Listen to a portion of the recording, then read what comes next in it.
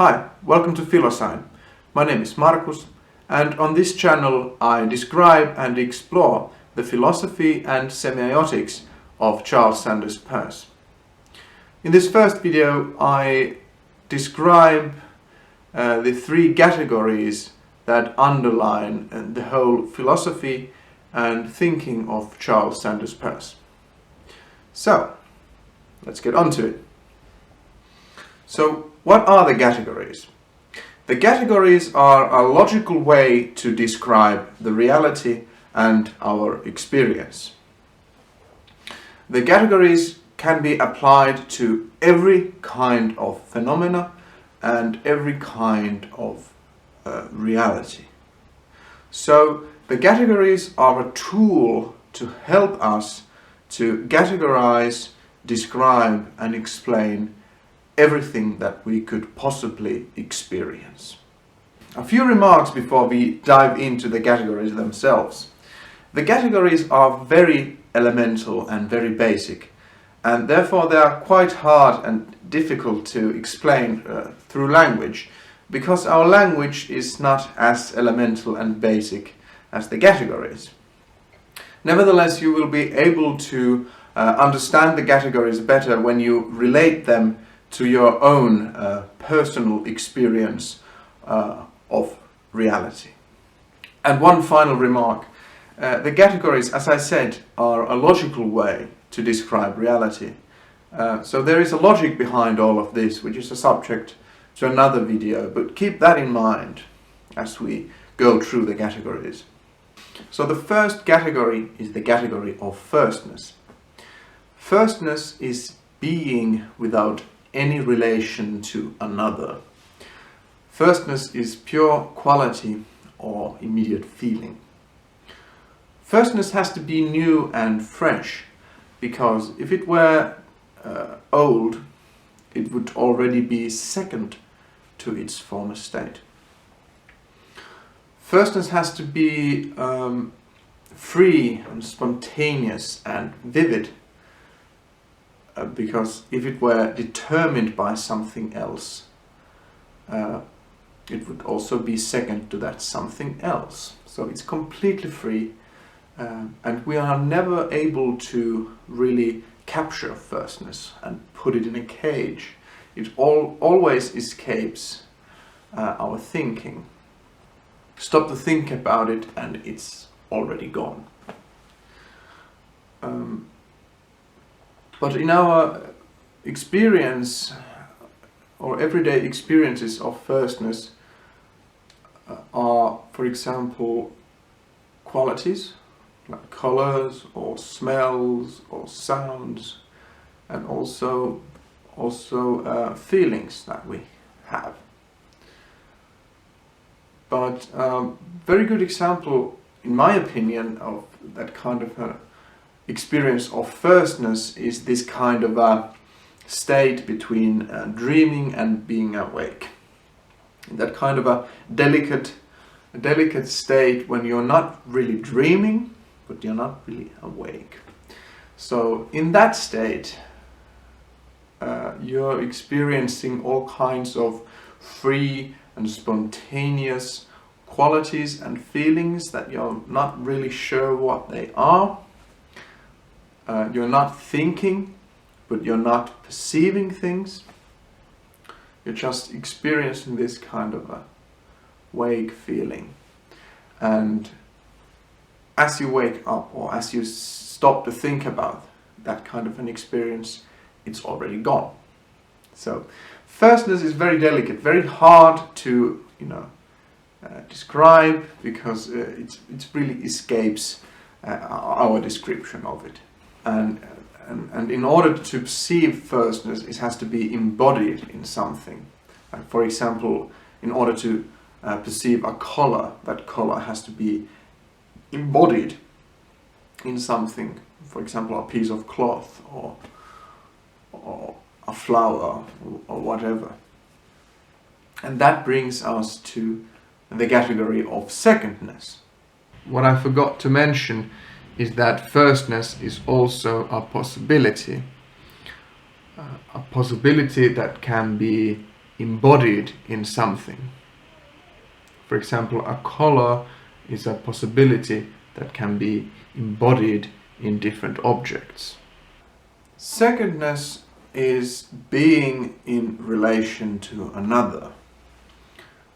We confront secondness in concepts like relation to another, or cause and effect, or force and resistance, or action and reaction, or independence from something, or dependence on something. Whereas firstness was this kind of a delicate thing that could not really be described without losing its innocence, secondness is rigid. Secondness is the brute force of reality here and now. Something that's very familiar to us in our experience. For example, on Monday morning, when you're trying to get up from bed, you have to use force against this external resistance. And if we stop to think about it, our whole existence is dependent on effort. Our heart has to pump blood every moment in order for us to even exist. So secondness is this brute force here and now, something that occurs in a moment that we have to acknowledge. For example, a sudden loud noise is something that we just perceive. It just enters our perception and our consciousness, and we cannot choose to ignore it. It has force that we cannot resist.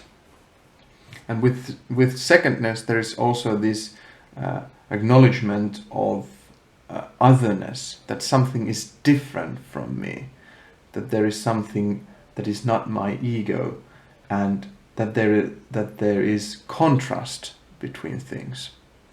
So we come to a certain point with just two categories. We can describe our experiences with all kinds of binaries, yes and no, first and second, first and last. But at some point, we need to acknowledge that there is something between the absolute first and the absolute last. That there is a continuity or continuum between those two extremes. There is a continuum of possibilities. And that's exactly the category of thirdness, which describes mediation, continuity of our experience, and eventually information. So thirdness is first's relation to second through a third. So in our experience, it is not just composed from singular occurrences, singular moments that follow another, but there is this experience of flow of time, experience that moments melt together without any sharp distinction between them. And also that these singular occurrences or reactions that we confront the experience of secondness are not completely random, but that there is conformity to patterns and regularity and order that makes information possible, and also it makes possible to form all kinds of habits. And it's precisely these patterns and regularities that makes us possible to gain knowledge and information about the reality. So thirdness is really important category because it